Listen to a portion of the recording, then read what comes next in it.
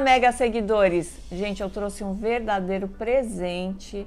A Natália, da Pimentaria, ela vai trocar informações valiosas com a gente, porque eu acho que a nossa saúde sexual, ela é importantíssima. Às vezes a gente tem tabus, não é? Preconceito, mas a gente tem que valorizar essas informações de nível. Então, Natália, conta um pouquinho pra gente, principalmente o período da menopausa, né? Que a gente sabe que as pessoas a taxa de natalidade está caindo. Com certeza, em poucos anos, os consultórios de ginecologistas vão encher de pessoas acima de 40 anos e vão diminuir o número de gestantes, né? E a gente tem que estar preocupado aí com a saúde sexual, né, Natália? Com certeza. Primeiro, é um prazer estar aqui falando com você na Mega Imagem. É uma honra mesmo, ainda mais sobre um assunto tão importante, né? Assim, é só a gente pensar que metade da população vai passar por esse processo de menopausa, né? Então, assim, é muita gente. E como é um assunto ainda envolto em muito tabu, a gente não se prepara para esse período da nossa vida, né? Então, é uma fase da vida, é um ciclo da vida, assim como é, por exemplo, a gestação, né? Assim como é o início da menstruação. Nenhuma adolescente gosta, ou pré-adolescente gosta de ser pega de surpresa, de repente tendo um sangramento sem saber o que isso significa. Então, da mesma forma que a gente fala que é importante preparar, né, as meninas para essa fase da vida e explicar para elas o que isso significa, é importante que nós, mulheres adultas, saibamos que isso vai acontecer, que isso faz parte do processo da vida, do processo de envelhecimento, mas eu acho que hoje tem uma visão muito diferente em relação à menopausa do que era décadas atrás, né? Então, assim, na geração das minhas avós, você entrar na menopausa significava, que você não tinha mais uma função reprodutiva, não teria mais filhos, né? E que você estava já velha, né? Era quase que um sinônimo de velhice. Então, você não tem mais relações sexuais, né? É como se você fosse descartada desse jogo, assim, entre quatro paredes. E agora você vai, o quê? Cuidar dos netos, né? Cuida da casa ali e dos netos. E, na verdade, hoje o que a gente vê, inclusive dentro do mercado de sexualidade, há um boom, mesmo entre as farmacêuticas ou do mercado de produtos eróticos, de olhar para esta mulher na menopausa. Porque são mulheres que estão, muitas vezes, no auge das suas carreiras, né, com uma estabilidade, uma respeitabilidade dentro das suas áreas. São mulheres que muitas vezes já estão num segundo casamento ou num segundo momento amoroso. Então elas estão no início da paixão, imagina, na menopausa, no início de uma nova paixão, sentindo aquele frio na barriga, aquele fogo do início ali das relações, muitas vezes de quando a gente tinha 20 anos. São mulheres que muitas vezes, embora tenham netos, não querem dedicar-se integralmente ao cuidado dos netos, então vai ter uma pós-graduação, vai ter um hobby, vai fazer uma atividade física, né? Então, assim, gente, essa visão que se tinha de que a menopausa seria ali, agora é derrocada, agora é o fim, etc. Agora você vai ser trocada por duas de 20, aquela coisa toda. Não é mais assim, e é preciso que a gente atualize o nosso software, né? Que a gente olhe para esse assunto com muito mais naturalidade e de uma forma muito mais positiva e saudável do que a gente sempre olhou. E a gente vê que a curva de felicidade, né? Ela tem em U e ela tem um ponto mais baixo ali entre 40 e 45 anos e ela vai crescendo depois, talvez porque se a pessoa a pessoa tem essa habilidade de levar esse período cheio de sinais, né, de ondas de calor, e ela consegue trabalhar isso melhor, ela consegue canalizar essa energia justamente nesse contexto, consegue canalizar a energia para uma coisa positiva, né? Porque a gente tem essa tendência de olhar muito para a perda, mas a gente tem que olhar o ponto positivo, que os filhos já estão independentes. Exato, né? Exatamente, aquela dependência, né, que nos impede de ter tempo e disposição para para o autocuidado, para fazer o que a gente realmente gostaria de fazer. Novos conhecimentos, novos né? conhecimentos. E eu gosto de dizer o seguinte, né? Assim, entre 15% e 40% das mulheres na menopausa vão sofrer sintomas de moderados a graves, sintomas que têm tratamento, tem como manejar isso, mas você tem um montante ali, pelo menos de 60%, que vai lidar com esses sintomas leves e vai conseguir contornar isso.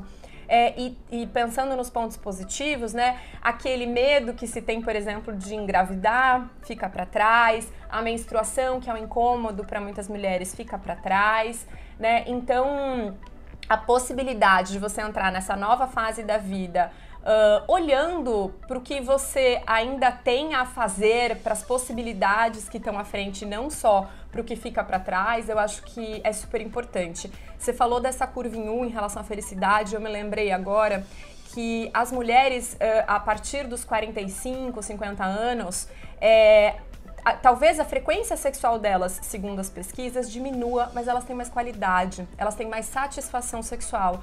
Porque, geralmente, nessa fase da vida, você já tem uma segurança e uma autonomia em relação ao seu corpo, de saber o que você gosta, né? Muito maior do que você tinha aos 20 e poucos. E é importante a comunicação, né? Totalmente. Porque eu sinto assim, no dia a dia do consultório, eu sinto que falta um pouco de comunicação, ela não fica tão à vontade. No casal.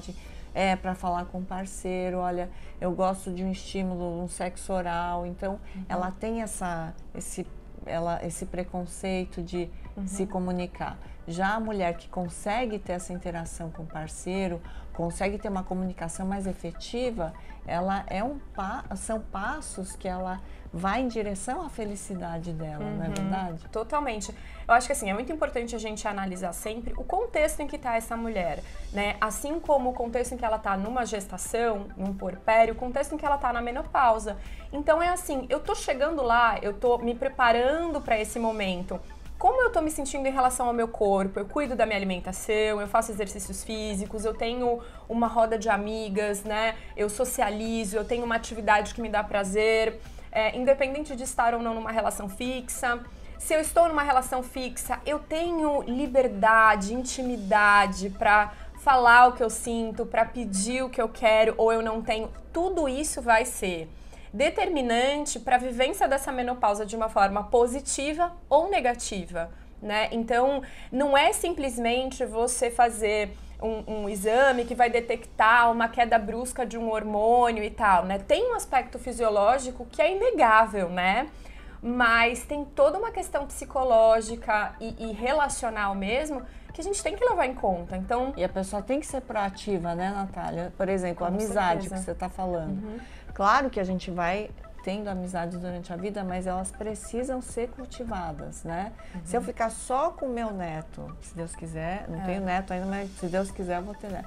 Mas se eu ficar só com o meu neto e não cultivar um tempo para, de repente, tomar um café com uma amiga, bater um papo, você acaba se resumindo ilhando, né? Você vai ficando uma ilha, né? Exatamente, porque vai ter uma hora que você não vai nem mais ser lembrada, né? A amiga nem vai se lembrar. Exato. Mas que você existe. Então, é importante que você faça essa prevenção, esse cultivo de amizades, de relacionamentos, não é verdade? Sem dúvida. Inclusive, assim, acho que uma das coisas mais poderosas para a nossa psique é poder trocar com pessoas que estão vivendo o mesmo processo que a gente, né? Então, se você está grávida, você estar num grupo de gestantes ou ter uma amiga gestante para dividir com ela o que você está passando. É mais fácil de passar empatia, ter com empatia, certeza, né? Com certeza, conexão. E mesmo que essa pessoa, então você, por exemplo, está na menopausa e uma amiga ou outras amigas estão, você perceber que existem vivências diferentes e que aquilo não tá dado, do tipo assim, olha, você recebeu a cartinha da menopausa, então agora é isso que vai acontecer com você, ó, que tragédia,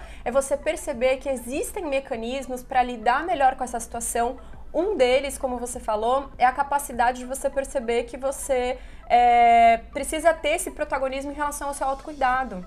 A gente passa uma vida inteira sendo educada para cuidar dos outros. E aí, quando a gente vai chegando ali aos 50 anos, se a gente tá só cuidando dos netos, né? A gente vai ficando ilhada e perdendo quais seriam os nossos interesses mesmo, né? E acho que isso tem um impacto importante na nossa saúde mental. A gente tem que ser proativo também para buscar o conhecimento, né? De repente a pessoa gosta de dançar, gosta de queria tocar um instrumento e não deu, né? Porque nessa correria.